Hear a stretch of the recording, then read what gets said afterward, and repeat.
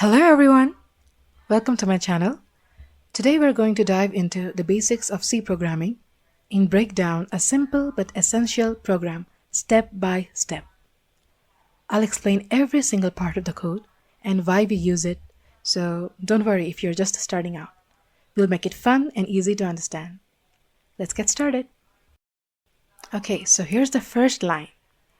This is one of the most important lines used to run our C program.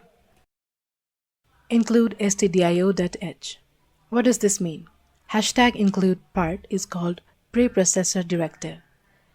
That means it tells the compiler, hey, I need this part of the code before the actual program starts. And stdio.h stands for Standard Input Output Header File. It's a file that has tools and functions that help us do input and output. For example, printf function. The function we'll use to print text in this file. So this line is like saying, I want the tools to print messages and get input. int main. This is the main function. It's like the heart of every C program. This is where the program starts running. You'll always see this in every C program. The int here means that the function will return an integer, a number, when it finishes running. We'll see why in a moment, alright? And main is the name of this function. You can't change it. It's a special in C, and the program always begins from here. The parenthesis is just saying that this function doesn't need any extra information right now to learn. Next, we have curly braces. Braces open, braces close. These curly braces define a block of code. Everything between these braces is part of the main function. You can think of them as a container. Anything inside them belongs to this function. We use them to group statements together and tell the program that what belongs where. Okay, this is going to be our first message, alright? Printf hello world is how we print things to this screen, and hello world is just a part of the message we want to print. And finally, we have return 0. And we have also used a semicolon here. This line tells the program that it's done running and everything went smoothly. Have you also noticed that we have a semicolon in the printf line?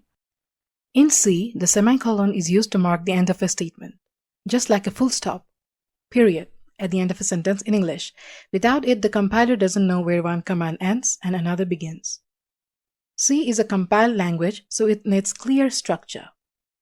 Every complete action or command in C must end with a semicolon, unless it's part of a control structure, like if, for, while, or a function definition. You don't need to worry about this. We'll discuss them in upcoming videos. Now, before we run our code, let's understand an important concept, the compiler. You see, when we write code, we're using a language that humans can understand, like int main and printf. But computers don't understand C language directly. They only understand machine language, zeros and ones, also called binary. That's where the compiler comes in. A compiler is like a translator. It takes the code we've written in C, translates it to machine language, so that the computer can actually run it and do what we asked it to do. So you write C code, the compiler translates it to machine code, the computer executes it, and you see the result. That's how programming works under the hood. You might be getting bugs when you make an error. When you make an error, you might be getting bugs. If there's any mistake in the code, like a missing semicolon, the compiler will tell us with an error message. These are super helpful because they guide us to fix the code. So the compiler is not just a translator, it's also a grammar checker for code.